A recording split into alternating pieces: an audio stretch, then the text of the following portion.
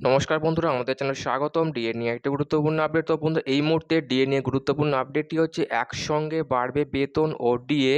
রাজ্য সরকারি কর্মীদের বিরাট সুখবর দিলেন রাজ্যের মন্ত্রী। তো বন্ধুরা, ডিএ সংক্রান্ত আপডেটটি নিয়ে আমরা স্টেপ বাই স্টেপ আলোচনা করব। তো অবশ্যই আপনারা ভিডিওটি স্কিপ না করে অবশ্যই পুরোটা দেখবেন। তো তার আগে বলে রাখি, যে সকল বন্ধুরা আমাদের চ্যানেলে নতুন, আমাদের চ্যানেলটি পাশে সাবস্ক্রাইব বাটন, সাবস্ক্রাইব করার পর পাশে যে বেল আইকন সেটিও প্রেস করবেন। লেটেস্ট ভিডিও আপডেটগুলি সবার আগে পেয়ে যাবেন। দেখে নেব আজকে ডিএ সংক্রান্ত গুরুত্বপূর্ণ আপডেটটি।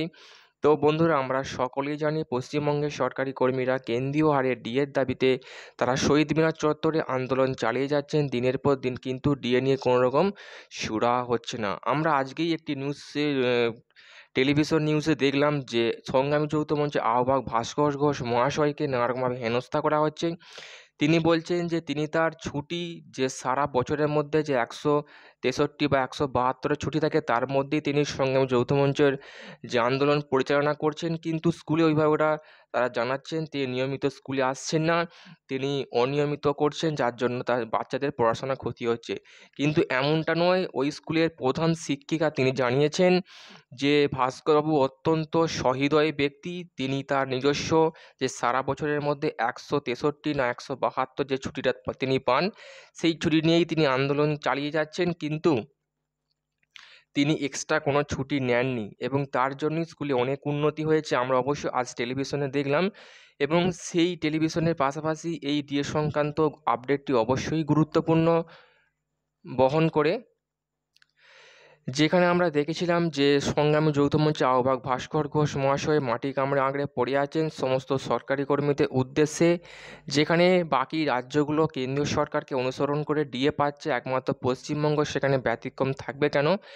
যেখানে কলকাতা হাইকোর্টে সরকারি কর্মীদের জয় হয়েছিল, কলকাতা হাইকোর্ট যেখানে রায় দিয়েছিল 3 মাসের মধ্যে সমস্ত সরকারি কর্মীদের ডিএ মিটিয়ে দিতে হবে, কিন্তু সেই রায়কে চ্যালেঞ্জ করে ডিএ মামলা সুপ্রিম কোর্টে যায়, যেখানে রাজ্য ফাইল করে। সেই ডিএ মামলার শুনানি দিনের পর দিন পিছিয়ে যাচ্ছে, কোনো রকম শুনানি হওয়ার গা করছে না হাইকোর্ট।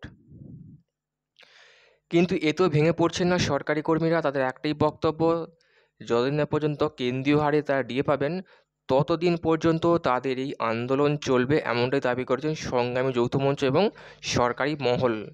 তো বন্ধুরা, এখানে মুখ্যমন্ত্রী বারংবার বলেছেন কেন্দ্রীয় সরকারের ক্ষেত্রে ডিএটা হচ্ছে বাধ্যতামূলক, রাজ্যের ক্ষেত্রে ঐচ্ছিক বিষয়। তিনি ডিএ দিতেও পারেন, নাও পারেন, এমনটাই মন্তব্য করেছেন। এবং সামনে লোকসভা ভোট মিটতেই সরকারি কর্মীদের ক্ষোভকে প্রশমিত করার জন্য রাজ্যের মন্ত্রী সুখবর দিয়েছেন যে সরকারি কর্মীদের ডিএ ও বেতন একসঙ্গে বাড়বে, যাতে করে সরকারি কর্মীদের স্বস্তি হবে। কিন্তু তাদের একটাই বক্তব্য, কেন্দ্রীয় হারে আমাদের ডিএ চাই।